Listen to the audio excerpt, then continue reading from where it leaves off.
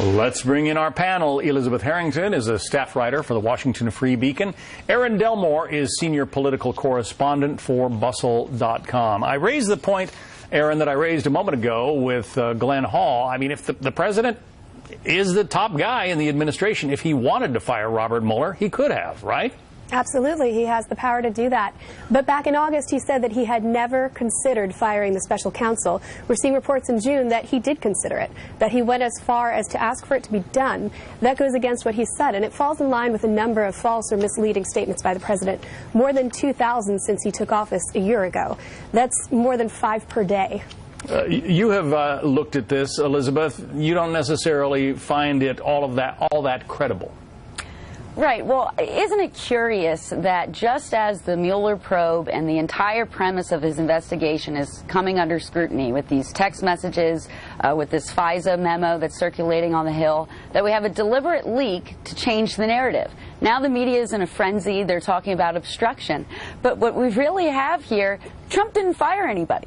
Not firing someone doesn't sound like obstruction to me. But what does sound like obstruction is a top FBI agent communicating months before he's about to interview Hillary Clinton that he agrees he should go easy on her for political reasons. That sounds more like obstruction into an investigation than not firing someone, which is what this report intentionally leaked by the Mueller team as a distraction shows. I suppose, Aaron, that you know, there would be in a White House like this, there would be a lot of back and forth about, you know, should we fire him, should we not?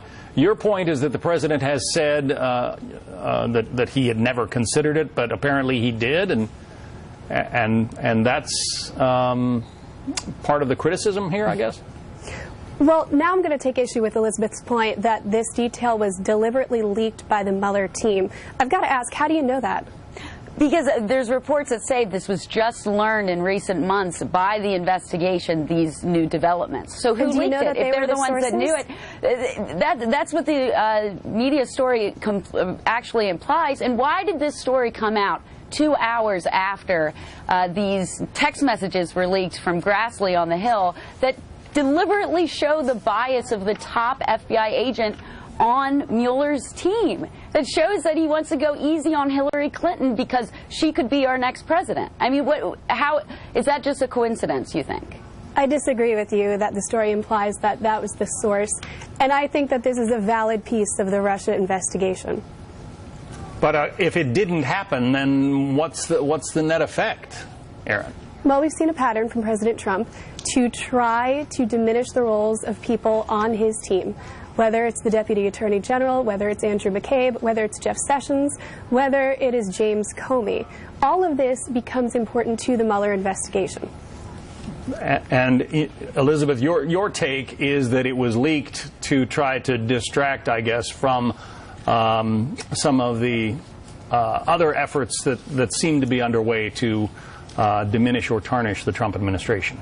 Yes, we've seen a complete change in narrative now. All the other cable news networks are now in a frenzy calling it obstruction. But I'd like to ask, obstruction of what exactly? Obstruction of a fishing expedition that has no connection to the initial purpose of the investigation, which was Russia meddling in the election. We're so far down a completely different path, and now we're saying that, oh, Trump.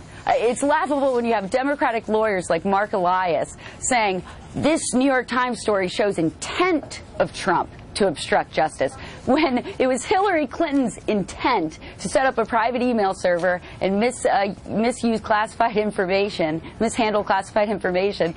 That was the whole question, right? And Comey said, oh, well, we don't have to consider her intent because she didn't really mean any harm. When Peter Strzok is the one who changed the language to reckless instead of the criminal statute, which was extremely reckless and disregarding classified information. Here you have the top agent had a hand in this Hillary investigation and then also was brought into the Trump-Mueller probe, and he was completely biased against Trump. We've seen it. He was fired from it.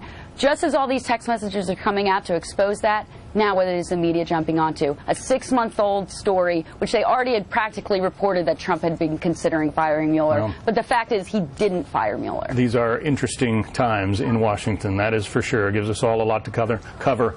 Elizabeth Harrington from the Washington Free Beacon, Aaron Delmore, Bustle.com. Thank you. You bet.